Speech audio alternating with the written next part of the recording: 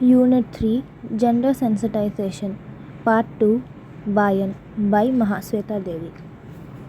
Bhagirath was very young when Chandi, his mother, was declared a Bayan, a witch, and thrown out of the village.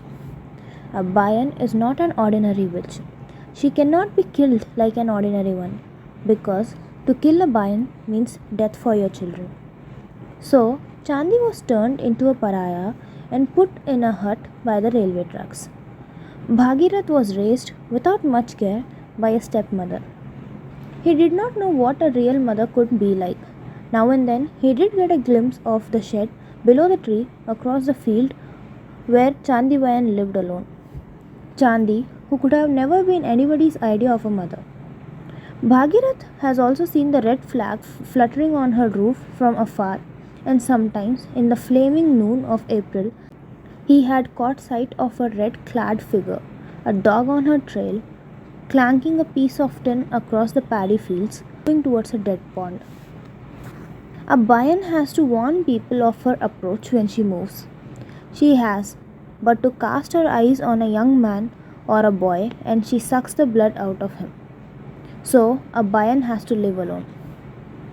When she walks, everyone, young and old, moves out of her sight.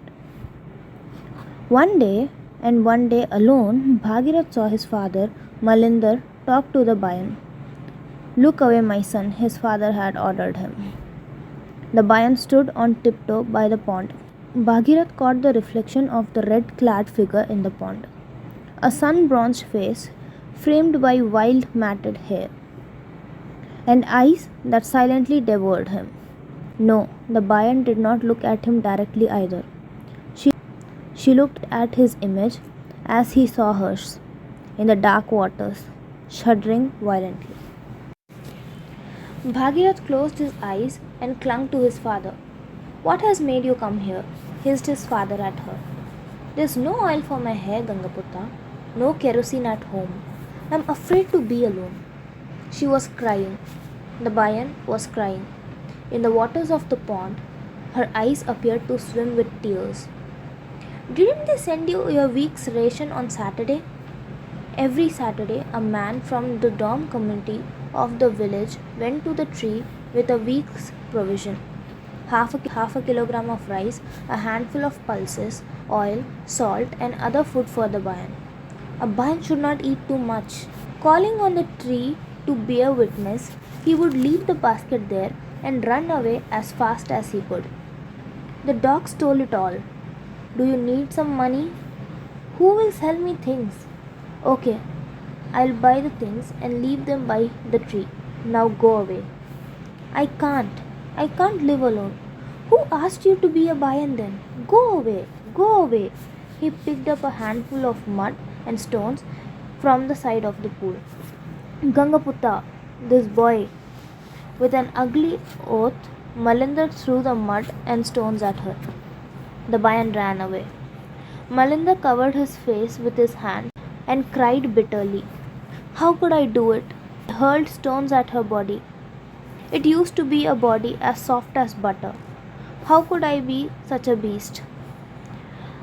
It was long time before he could calm down. He lit himself a cigarette. You talk to her, Baba." Malinder smiled mysteriously. "So what, my son?" Bhagirath was terrified. To talk to the Bayan meant certain death. The thought of his father dying scared the daylights out of him, because he was sure that his stepmother would throw him out. Malinder said, his voice growing extremely somber, "She may be a Bayan now, but she used to be your mother once." Bhagirath felt something rise to his throat. A Bayan for a mother? Is a Bayan a human being then? Hadn't he heard that a Bayan raises dead children from the earth, hugs and nurses them? Hadn't he heard that a Bayan raises dead children from the earth, hugs and nurses them? The whole trees dry up the instant a Bayan looks at them. And Bhagirath, he, a live boy, born out of a Bayan's womb? He could think no more. "She used to be a woman, your mother." "She used to be a woman. Your mother. And your wife? Yes, that too. Malinder sighed. It was bad luck. Hers, yours, and mine. Once a Bayan, she is no longer human. Which is why I tell you that you don't have a mother. Bhagirath stared in wonder at his father as they walked back along the mud culvert. He had never heard his father speak in that tone before. They were not ordinary dorms. They worked in the cremation grounds, but municipality allowed only one dorm family to work there. Malinda's family used to make bric-a-brac out of cane and bamboo, raise poultry on the government farms, and make compost out of garbage. Out of the entire dorm community, only Malinder knew how to sign his name, an accomplishment that had recently earned him a job in the subdivisional morgue. A government job that entitled him for 42 rupees a month after signing as Malinder Gangaputta. Besides, as Bhagirath knew, Malinder also bleached skeletons out of unclaimed bodies using lime and bleaching powder. A whole skeleton or even the skull or the ribcage meant a lot of money. The morgue official sold the bones to would-be doctors at a handsome profit. The mere 10 or 15 rupees that his father got out of it was enough for him. He had invested the sum in usury and bought some pigs with the interest. His father was a respected man in the community. He went to his sub-divisional office in a shirt and shoes. Red-eyed, Malinder stared at the red flag, which burnt above the Bayan's hut like a vermilion dot against the saffron-colored horizon. She had everything. She was your mother, my wife. I gave her striped saris to wear and silver jewelry. I fed her. I rubbed oil onto her hair, her body. She used to be so afraid of the dark, he muttered. Did fate have to make a witch out of her? She'd better be off dead. Did you know no one can take her life except she herself, my son? Who makes a bayan out of a person, father? God. Malinder glanced around warily to see if any other shadow hovered near Bhagirath in the midday sun. If she is keen on having some child, she walks close by, her face in the shadow, in spite of the fierce sun all around. Invisible to mortals, she casts the shadow of her veil on the child as she walks. If the boy dies, she chuckled with feigned innocence. Ha! Was I to know? I just tried to make a little shade for him in the heat, but then he goes and melts away like butter? Too soft. No, there was no shadow of a foul smelling, filthy red veil anywhere near his son. What is there to fear? My son, he said, she'd never do you any harm. As days went by, Bhagirath's mind began to stray towards the hut. Be it on the paddy field, be it on the pasture with the cows, his mind would rush to the railway tracks, if only to see how terror-stricken the Bayan was of her loneliness, to see how she put oil in her hair and dried it in the April wind. He was too afraid to go to her. Perhaps he would never come back if he did. Perhaps she would turn him into a tree or a stone forever. He only gazed out for days on end. The sky between the chattim tree and the Bayan's hut seemed like a woman's forehead, where the red flag, now limp, now flying in the breeze, burnt like a vermilion dot. He had a mad wish to rush to the hut. Then, afraid of his own wish, he swiftly traced his way back home, wondering why no one mistreated him for being a Bayan son. If you ill-treat a Bayan son, your children will die. Bhagirath's stepmother didn't mistreat him either. In fact, she never showed any emotion for him whatsoever, the chief reason being that she did not have a son. Both her children, Sairavi and Gairabi, were daughters. She had no influence over her husband, first, because she hadn't borne him a son, and second, because she had such protruding teeth and gums that her lips wouldn't cover them. She would say, "My lips won't close at all.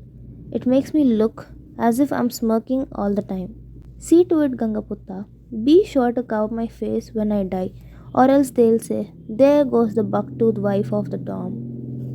Jashi did nothing but work all day, cleaning the house, cooking rice, collecting wood, making cow dung cakes for fuel, tending to the pigs, and picking lice out of her daughter's hair. She called Bhagirath boy. "Come eat, boy. Have your bath, boy," as if there was a very formal relationship. If she did not take proper care of him, the Bayan might kill her daughters by black magic. Also, she knew she would have to depend on Bhagirath for support in her old age. Sometimes she would sit, chin in hand, her lips baring her prominent gums, terrified that the Bayan was working a magic spell on her daughters that very moment, or making their effigies out of clay. At those times, Jashi looked uglier than usual. Malinder had deliberately married the ugliest girl in the community because when he had married the loveliest one, she had turned out to be a witch.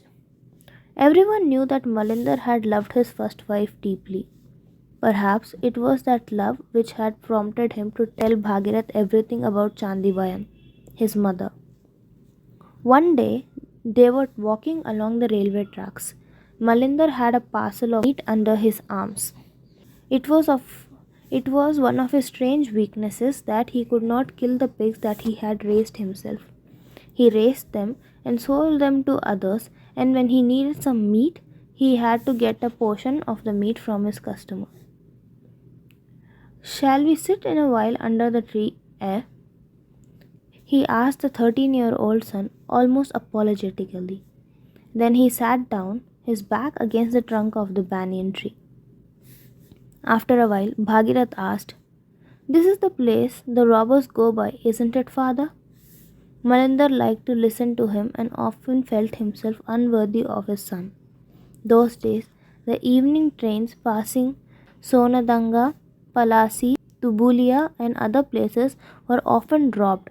They came in all shapes and sizes, these robbers, posing as gentlemen, poor students, refugees, settlers, or house owners to get an entry into the compartments. Then, at a predetermined place and time, they would pull the emergency chains and make the train stop. In the dark. Their accomplices would rush in from the field outside. They would loot all they could, beat up and even kill passengers, if necessary, before disappearing.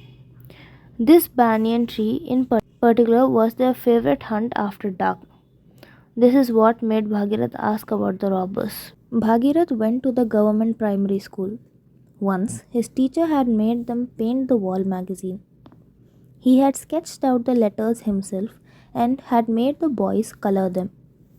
It was from the magazine that Bhagirath had come to know that after the Untouchability Act of 1955, there was no longer any untouchables in India. He also learned that there was something called the Constitution of India, which says at the very beginning that they are all equal.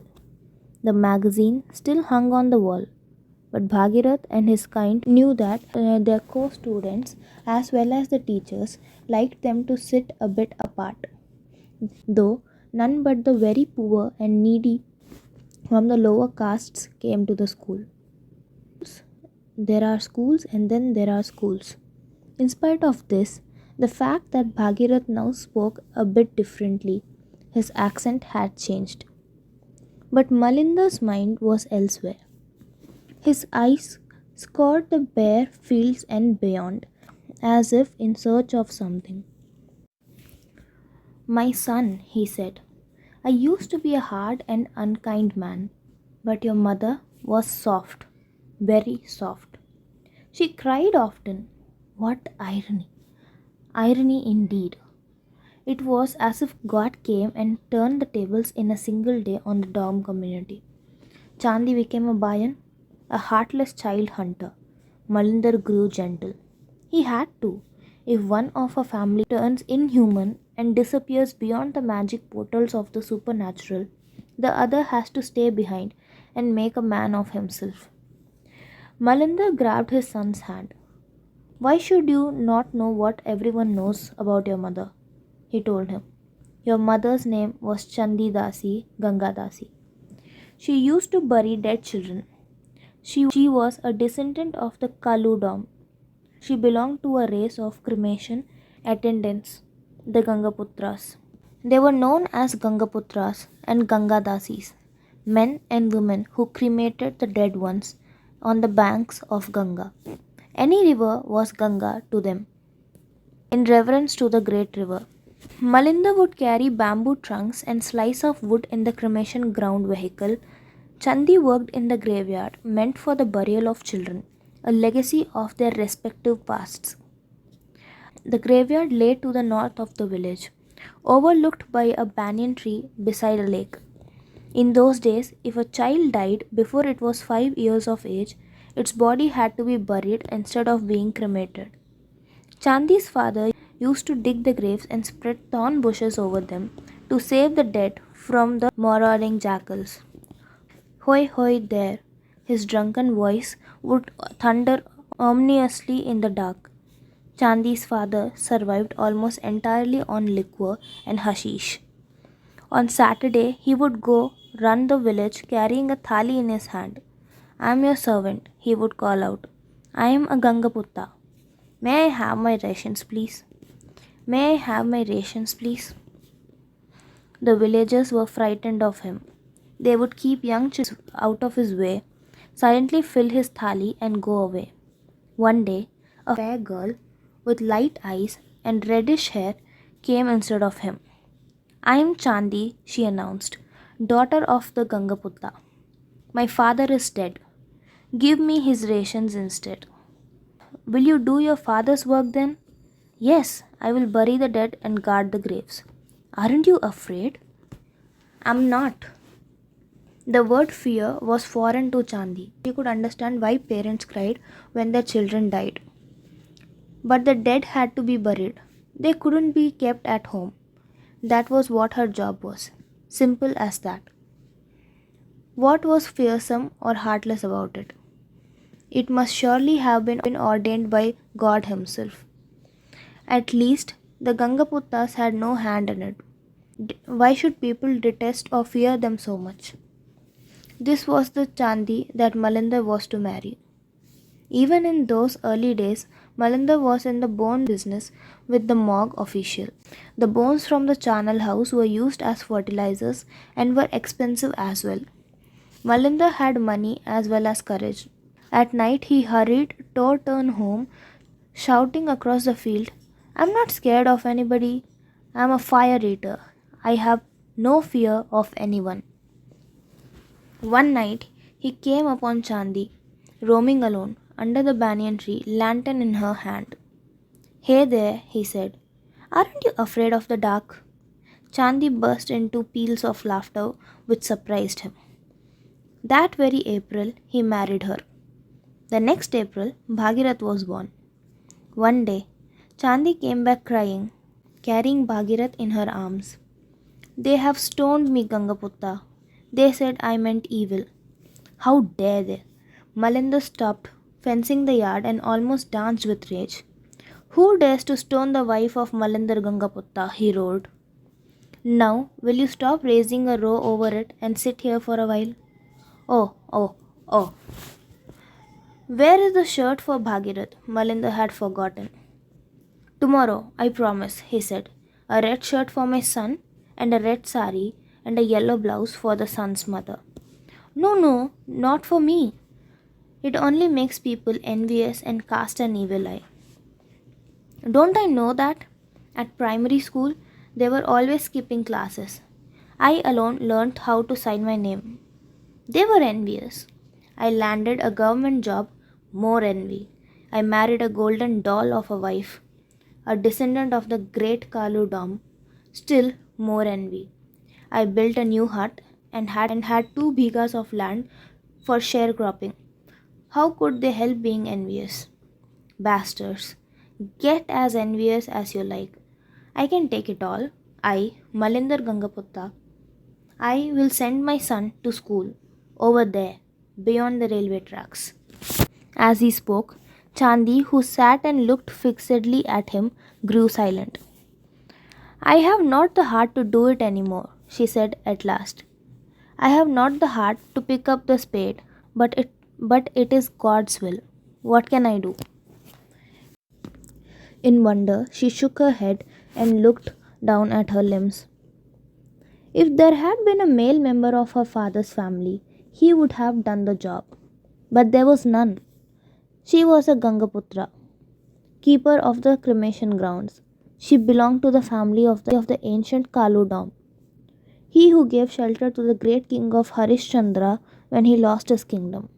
When the king became a servant, a chandal in the burning ghat, it was Kaludam who had employed him. When the king regained his kingdom and the ocean girdled earth was his, he began to dole out large territories. What have you got for us? Asked a voice booming large across the royal court. It was the ancient Gangaputra. His type could never speak in low voice nor hear one, because the fire of the pyres roared eternally in their ears. What do you mean? You have ordained cattle for the Brahmins, daily alms for the monks. What have you for us? All the burning ghats of the world are yours. Repeat it. All the burning ghats of the world are yours. Swear it. I swear by God. The ancient Gangaputta raised his hands and danced in wild joy. Ha! He shouted. The burning ghats for us. The burning ghats for us. The world's graveyards for us. Being a member of this particular race, could she, Chandi, reject this traditional occupation? Dare she, and let God his wrath on her? Her fear grew greater every day. She would turn her face away after digging a grave. Her fear and unease remained even after the grave was well covered with prickly bushes. At this time, the legendary fire mouthed jackal might steal in and start digging away with its large paws to get at the body inside. God, God, God. Chandi would weep softly and rush back home. She would light a lamp and sit praying for Bhagirath. At those times, she also prayed for each and every child in the village that each should live forever. This was a weakness that she had developed of late because of her own child. She now felt a deep pain for every dead child. Her breast ached with milk if she stayed too long in the graveyard. She silently blamed her father as she dug the graves. He had no right to bring her to this work.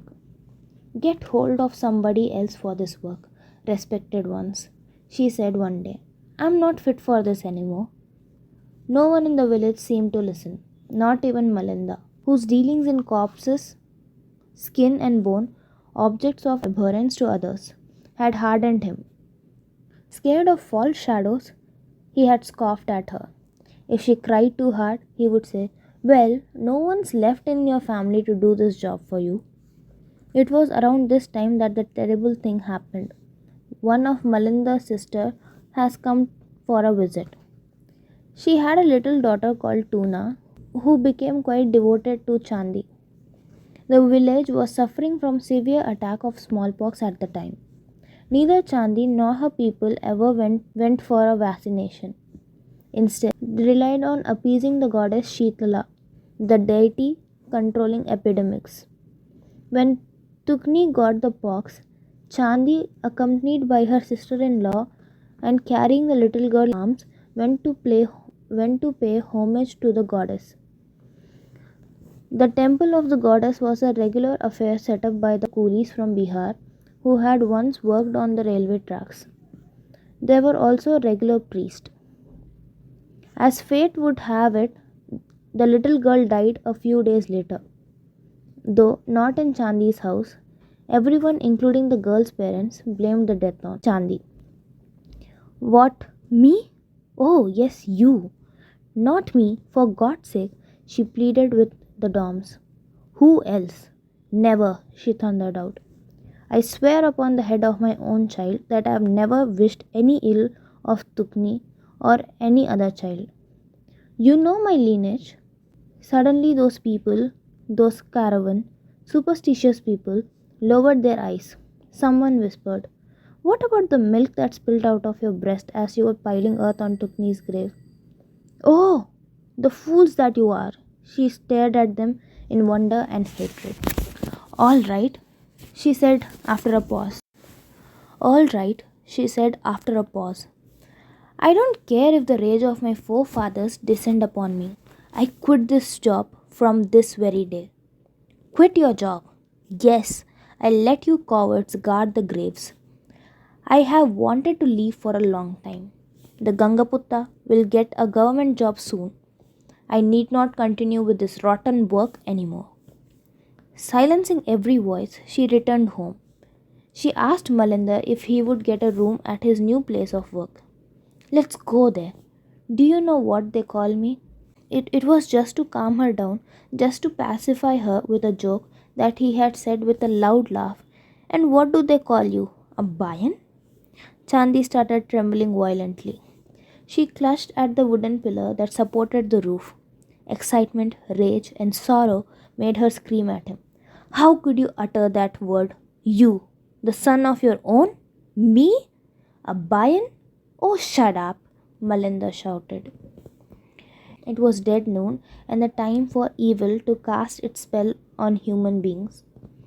It was a time when terrible rage and jealousy could easily take hold of an empty stomach and uncooled head. Merlinder knew well the ways of his people. I'm not a Bayan. Oh, I'm not a Bayan. Chandi's anguished cry travelled far and wide on Raven's wing through the hot wind that she reached every nook and corner of the village. She stopped crying as suddenly she had begun. Let's run away somewhere when it's dark. She pleaded with him. Where? Just somewhere. But where? I do not know. She took Bhagirath in her arms and crept near Malinder. Come closer, she said. Let me lay my head on your chest. I'm so afraid. I'm so afraid to have thrown away my forefather's job. Why am I so frightened today? I feel that I'll never see you or Bhagirath anymore. God, I'm afraid. It was here where Malinder stopped speaking and wiped his eyes. Now that I look back, my son, it seems as if it was God in her mouth that day. What happened next? A few days, Chandi just sat as if dazed. She puttered about the horse in a bit and often sat with Bhagirath in her arms, singing. She burnt a lot of incense and lit lamps about the house and had an air something or the other. 2 months passed by uneventfully. No one came to call Chandi to work. There had been hardly any work either. They lived very peacefully, the three of them. Chandi became whole again. There ought to be some other arrangement for the dead children, she said. The present one is horrible. There will be, by and by, Malinda said. Things are changing. How am I to know if I did the right thing? You see, some nights I seem to hear my father raise his call. You hear him? I seem to hear his hoy there, just as if he were chasing jackals off graves. Shut up, Chandi. Fear grew in Malinder. Didn't he sometimes fear that perhaps Chandi is slowly changing into a witch? Some nights she woke up with a start and seemed to listen to dead children, crying in the graves. Perhaps it was true, what people were saying. Perhaps it would be best to go to the town after all. The Dom community did not forget her. The Doms were keeping an eye on her, to her complete ignorance. Covertly or otherwise, a society can maintain its vigil only if it wants to. There's nothing a society cannot do. That's how one stormy night, when Malinder was deep in drunken slumber, his courtyard filled with people. One of them, Keetan, and an uncle of sorts to Chandi, called him out. Come and see for yourself whether your wife is a Bayan or not. Stupefied, Malinda sat up and stared at them with sleep-laden eyes. Come out and see, you son of a bitch. Who are you keeping, a Bayan for a wife, while our children's lives are at stake? Malinda came out. He could see the burial ground under the banyan tree humming with lamps, torches, people who stood milling around in silence. Chandi? You? There she was, a sickle in her hand, a lantern burning beside her, a heap of thorn bushes stacked on one side. I was trying to cover the holes with these. Why? Why did you come out? The jackals had suddenly stopped their cries. Something in me said, there they are, right at the holes, pawing for the bodies. You are a Bayan. The villagers raised their chant in awe. There is no one to watch over the dead. You are a Bayan. It's the job of my forefathers. What do these people know about it? You are a Bayan. No, no, I'm not a Bayan. I have a son of my own. My breasts are heavy with not a Bayan. Why, Gangaputta? Why don't you tell them? You know the best. Malinda stared as if entranced.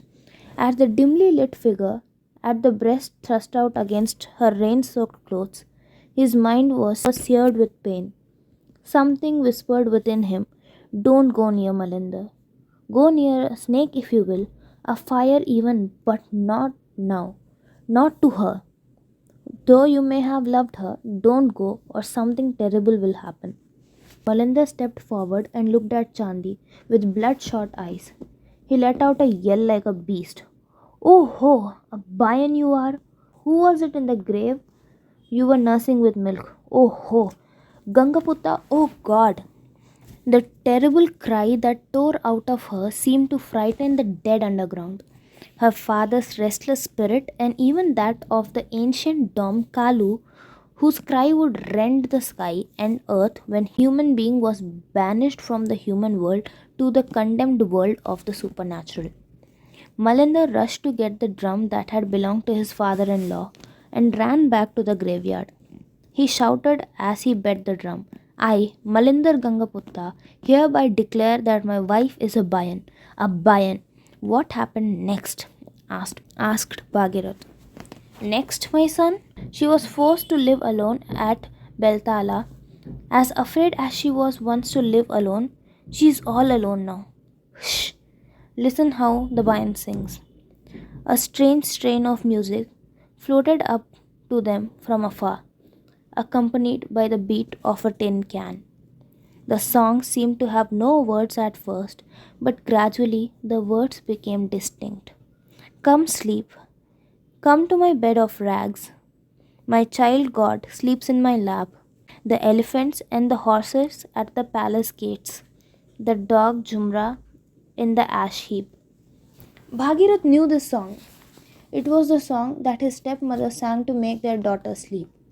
The song entered his soul, mingled in his blood, and reverberated in his ears like some inscrutable pain. Let's go home, son. Malinder led a dazed Bhagirath back to home.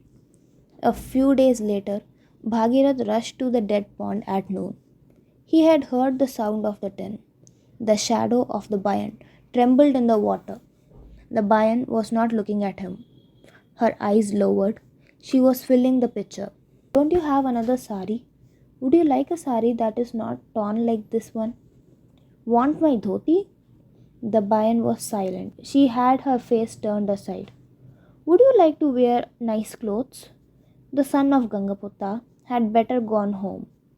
I go to school now. I'm a good boy. Don't talk to me. I'm a Bayan. Even my shadow is evil. Doesn't the son of Gangaputta know that? I'm not afraid. It's high noon, you know. Young children shouldn't be at large in the heat. Let the boy go home. Aren't you afraid to live alone? Afraid? No. I'm not afraid of anything. Why should a Bayan be afraid to stay alone? Then what makes you cry? Me? Cry? I've heard you. He has heard me cry? Her crimson shadow trembled in the water. Her eyes were full. Her voice cracked as she said, "Let the son of Gangaputta go home and swear never to come near the Bayan, or, or I will tell Gangaputta." Bhagirath saw her turn back and race away along the mud culvert, her hair swirling about her face, her crimson sari fluttering in the air. He sat alone for a long time by the pond, till the waters became still again. He couldn't recall the song. On her part, the Bayan sat in silence in her hut, thinking knew not what. A long while later, she raised herself and drew out a broken piece of mirror. "I'm only a shadow of myself," she muttered incoherently. She tried to run the comb through her hair. It was impossibly matted. Why did the child talk about nice clothes? He was too young then to remember now. What should it matter to him? Good, decent clothes for her? She frowned hard in an attempt to collect her thoughts. It had been a long time since she had thought about anything. Nothing was left but the rustle of the leaves, the whistling of the winds, and the rattling of the train's sound that had muddled up all her thoughts. Somehow, she had a concrete thought today. The child was in for some terrible disaster. Suddenly, she felt a very wifely anger at the thoughtlessness of Malinder. Whose duty was it to now look after the child? Who had to protect him from the witch's eyes? She rose, lit a lantern, and took her road. She hurried along the railway tracks. There was a level crossing, the linesman cabin, Malinder on his way back from work would turn here and take the mud culvert. As she walked towards it, she saw them. There were people doing something with the tracks. No, they were piling up bamboo sticks on the tracks. The 5 up Lalgola passenger train was due that evening with the Wednesday mail bag. It meant a lot of money. They had been waiting for the loot for a long time. "Who are you?" She raised the lantern and swung it near her face. The men looked up, startled, with fear dilated eyes and ashen face. She had never seen the people of a community look so frightened before. "This is the Bayan. So you are piling bamboos, ah? You would rob the train, eh? What? Running away from fear of me? Ha! Throw away those sticks first, or you are done for." They could not undo what had been done. Clear the tracks, prevent the disaster. They could not. This was how society is. This is how it works.